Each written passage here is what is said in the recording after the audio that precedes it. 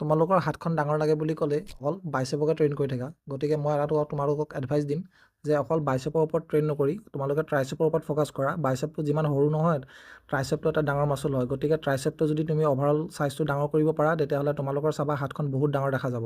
ত' মই personal experience ফালৰ পৰা কৈছোঁ, তোমালোকে যিমান পাৰা ট্ৰাইচেপ ৱৰ্কআউট কৰিবা। ট্ৰাইচেপৰ ভলিউম এক্সাৰচাইজবোৰ কৰিবা, যেনেকৈ হ'ল তোমাৰ close grip bench press. Close grip bench press মাৰিবা, তোমাৰ ট্ৰাইচেপৰ অভাৰঅল চাইজটো বহুত ডাঙৰ দেখা যাব। তোমালোকেতো স্কাল ক্ৰাছাৰ মাৰিছাই। স্কাল ক্ৰাছাৰত তুমি মোৰ এডভাইজত তুমি ৰিভাৰ্ছ গ্ৰিপ মাৰি চাবাচোন। ৰিভাৰ্ছ গ্ৰিপত মাৰি চাবা, যিমান কণ্ট্ৰলেৰে তুমি তলত মুভমেণ্টটো ৰখাব পাৰিবা, সিমান চাবা তোমাৰ ট্ৰাইচেপত বেটাৰ এটা এংগেজমেণ্ট পাৱাৰ বেটাৰ পাম্প পাবা। তোমালোকে অভাৰহেড প্ৰেছ ডাম্বেলত নামাৰি কেবলত মাৰি চাবাচোন কেনেকুৱা লাগে। ইয়াৰ 4টা ছেট মাৰিবা, ৰেপ ৰেঞ্জবোৰ ৰাখিবা। ভলিউম এক্সাৰচাইজবোৰ তোমালোকে সাধাৰণতে কেনেকৈ ৰাখিবা, 10টা, 8টা, 6টা। যিমান ভলিউম এক্সাৰচাইজ যিমান হেভি হ'ব ৱেটটো, সিমানেই ৰেপছটো কম হ'ব। ট্ৰাইচেপৰ তোমালোকৰ লাষ্ট ৱৰ্কআউট মই ছাজেষ্ট কৰিম, ৰ'প পুছ ডাউনটো তোমালোকে উল্টাকৈ মাৰি চাবাচোন। মোৰ পোৱা মতে চাবা, তোমালোকৰ ট্ৰাইচেপৰ যিটো পাম্প পাবা নহয়, নিজৰ হাতখন চাই নিজকে বিশ্বাস কৰিবলৈ টান হ'ব যে তোমাৰ হাতখন ইমান ডাঙৰ হ'ব পাৰেনে।